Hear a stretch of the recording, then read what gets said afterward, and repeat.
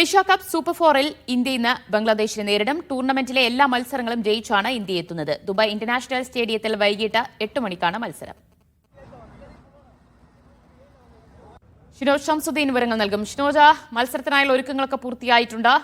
സ്റ്റേഡിയത്തിലേക്ക് കാണികളെ പ്രവേശിപ്പിച്ചു തുടങ്ങിയോ?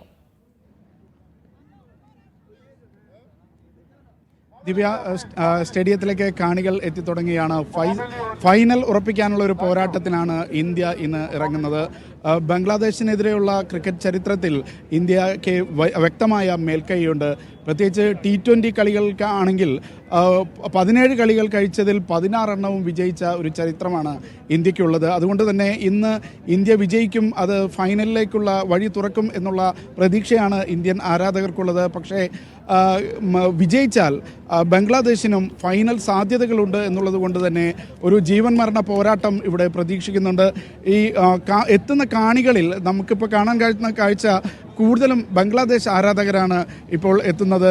ഇന്ത്യ വിജയം ഉറപ്പിച്ചിട്ടുണ്ട് കൊണ്ട്, അല്ലെങ്കിൽ കഴിഞ്ഞ ഇന്ത്യ പാകിസ്ഥാൻ മത്സരങ്ങൾക്ക് കൂടുതൽ ആരാധകർ എത്തിയിരുന്നത് കൊണ്ട് എന്തോ ഇന്ത്യൻ ആരാധകരുടെ എണ്ണം കുറവാണ്. പക്ഷേ കുറച്ച് കഴിയുമ്പോൾ ഇന്ത്യൻ ആരാധകരും കൂടുതലായി ഈ വേദിയിലേക്ക് എത്തുമെന്നാണ് പ്രതീക്ഷിക്കുന്നത്. പക്ഷേ ആദ്യ മണിക്കൂറുകളിൽ ബംഗ്ലാദേശ് ആരാധകരുടെ വലിയൊരു തിരക്കാണ് ഇവിടെ കാണുന്നത്. ദിവ്യ, എന്തായാലും മികച്ചൊരു മത്സരം ഇന്ന് ഇന്ത്യയും ബംഗ്ലാദേശും പുറത്തെടുക്കും എന്നുള്ള പ്രതീക്ഷയിലാണ് ക്രിക്കറ്റ് പ്രേമികൾ.